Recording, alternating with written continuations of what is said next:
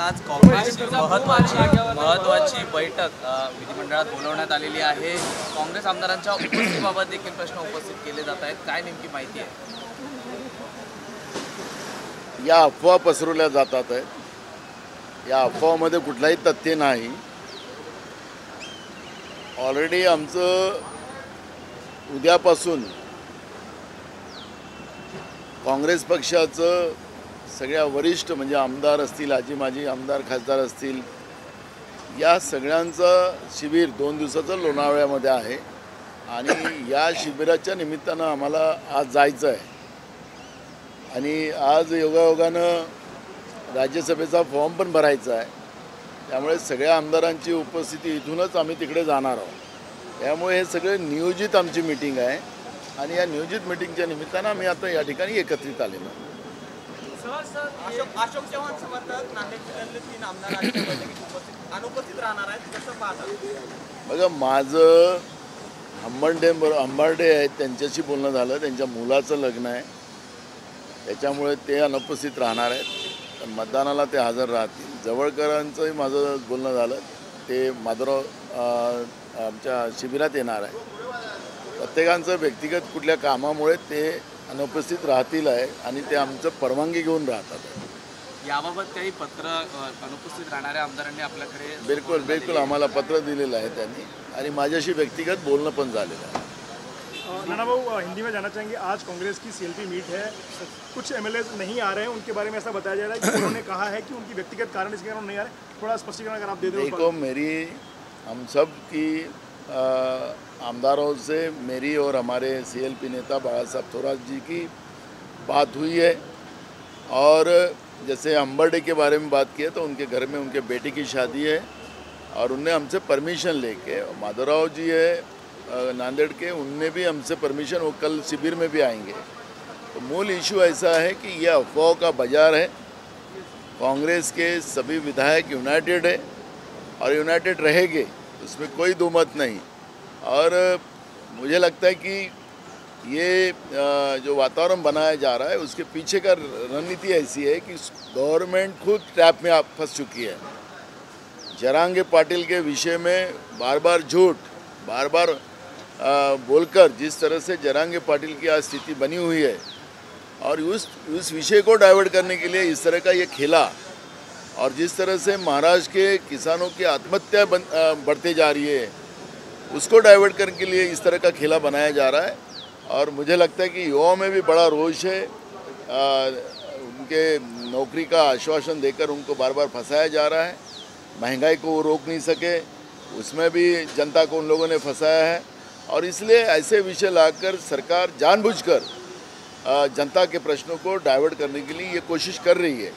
कांग्रेस में कोई प्रॉब्लम नहीं और हमारे जो उम्मीदवार है चंद्रकांत हांडोरे जी, हमारे वोट तो मिलेंगे, हमारे शरद पवार गढ़ के भी वोट मिलेंगे, उद्धव ठाकरे साहब के गढ़ के भी वोट मिलेंगे। हमारे उम्मीदवार को सबसे ज़्यादा वोट और हमारे मित्र पक्ष है, समाजवादी है, कम्युनिस्ट है, उनके भी वोट उसमें मिलने वाले हैं। तो उनके वोट मिलने से हमारा उम्मीदवार सबसे ज़्यादा वोटों से चुन के आएगा। इसलिए चिंता हमको नहीं करना है, चिंता उनको करना है जो हमारे बारे में इस तरह की अफवाह उड़ाते हैं। अभी तक सिर्फ 6 ही कैंडिडेट है, चुनाव की नौबत शायद नहीं आएगी, इसलिए कहीं ना कहीं अनअपोज होने के चांसेस। देखो, हमने तो एक ही उम्मीदवार का फॉर्म भरा है। इस बार अगर उनको हिम्मत है तो भरे फॉर्म। हर बार तो खेला करते ही है ना। हमारे महाराष्ट्र की संस्कृति ये नहीं रही है। बीजेपी ने इस संस्कृति को बिगाड़ दिया है। हम लोगों ने समन्वय के साथ, जब हम भी सत्ता में तो हम समन्वय के साथ हम लोगों ने हमेशा विधान परिषद हो या राज्यसभा हो, ये चुनाव हम समन्वय से किया। ऐसे इलेक्शन करके हम लोगों ने चुनाव नहीं किए। लेकिन भ्रष्टाचार का पैसा बीजेपी के पास है, डर दिखाकर जिस तरह से वोटों को बिगाड़ा जाता है, वो रणनीति महाराष्ट्र में लाने का काम बीजेपी ने किया है और इसलिए हमारी चिंता नहीं, अब उनकी चिंता करने का समय आ गया है।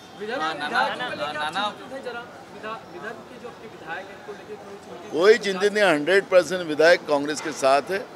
आज आपको सब विधायक देखने मिलेंगे। पंतप्रधान नरेंद्र मोदी हमीभावाची गॅरंटी घेत नाहीत असं बच्चू कडू म्हणालेले आहेत। ही निवडणूक काँग्रेससाठी कठीण जाईल का? कारण का तुम्ही सत्तेत असताना आम्ही तुम्हाला ते सांगत आहे की आता होऊ द्या, आमचा जो वोट बँक किती आहे ते एकदा दिसून जाऊ ना, आमच्या महाविकास आघाडीचे जे काही मतं आहेत ते एकदा दिसून जातील ना। त्याच्यामुळे आमचा मुद्दा तो नाही आहे। महाराष्ट्राची जी संस्कृती आहे त्या संस्कृतीच्या आधारावर काँग्रेसने नेहमी, आम्ही सत्तेत असताना भाजपच्या त्यावेळेस असं चित्र यायचं तर त्यावेळेसही आम्ही सामोपचाराने या निवडणुका बिनविरोध करायची ही संस्कृती महाराष्ट्रामध्ये होती। पण भाजपने भ्रष्टाचाराच्या माध्यमातून कमवलेला पैसा आणि एक तानाशा प्रवृत्तीमुळे महाराष्ट्रातलं राजकीय आणि सामाजिक जे चित्र होतं ते सगळं बदलवण्याचं पाप त्यांनी केलेलं आहे। आणि म्हणून आता आम्ही एकच उमेदवार आमचा आहे, त्याच्यामुळे त्यांना काय करायचं त्यांनी करावं, आम्हाला त्याला कोणाला थांबवायचं काही कारण नाही। पण आमची मतसंख्या काय महाविकास आघाडीची या निमित्तानं पुढे येणारच आहे। पण नाना, महाविकास आघाडीची सत्ता असताना देखील राज्यसभा असू दे विधान परिषदेत भाजपचा अधिकचा उमेदवार निवडून आलेला आहे। आता आम्ही म्हटलं ना, अंधा एक बार लाठी बोलता है बार बार नहीं। अभी हम पूरी तयारी कर ली है। राज्याच्या सर्वसामान्य शेतकऱ्यांच्या, शेतमजुरांच्या आणि सामान्य परिवाराच्या मुलामुलींसाठी बार्टी आणि सारथी, महाज्योती अशा 3 योजना त्यांच्या शिक्षणासाठी केलेल्या होत्या।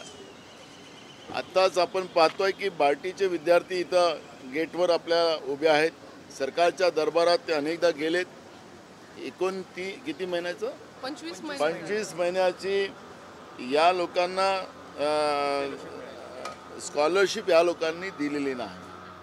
आता ह्या गरिबांच्या, सर्वसामान्यांच्या, शेतकऱ्यांच्या, शेतमजुरांच्या मुलामुलींचं आयुष्य बर्बाद करायचा ठेका या भाजप प्रणित येड्याच्या सरकारने घेतला आहे का हा सवाल आहे। मी आत्ताच थोड्या वेळ म्हणालो की आमची काळजी त्यांनी करायची नाही, ते त्या ट्रॅपमध्ये फसलेले आहेत।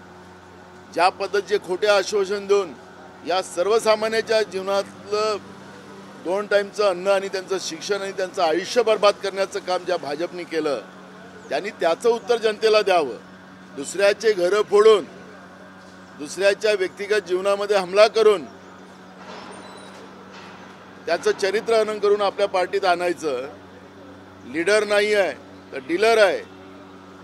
आणि प्रधानमंत्री सांगतात की आदर्श में बड़ा घोटाला हो गया है, किसने किया? तो 2 दिन के अंदर उधर राज्यसभा में। म्हणजे सांगायचं तात्पर्य असं आहे की हे राजकारण बंद करा। भाजपवाले जनतेच्या हिताच्या दृष्टिकोनातले निर्णय घ्या।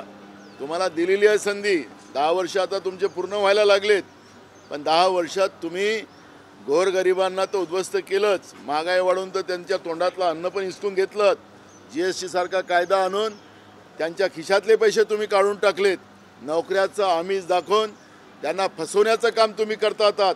तुमच्या ज्या कंपन्या काढलेल्या आहेत ऑनलाईनवाल्या त्या माध्यमातून करोडो रुपये, अरबो रुपये तुम्ही या गोरगरिबांच्या पोरांकडून हिसकून घेतात। हे पाप तुम्हाला आता जगू देणार नाही, लोकही जगू देणार नाही आणि तुम्हाला सत्तेच्या बाहेर काढलं जाईल। तातडीनं तुम्ही ह्या घोषणाबाजी करण्यापेक्षा तुम्ही या बार्टी, सारथी, महाज्योती या सगळ्या विद्यार्थ्यांची स्कॉलरशिप तातडीनं द्यावी ही मागणी काँग्रेसच्या वतीनं आम्ही सगळेजण करतो आहे।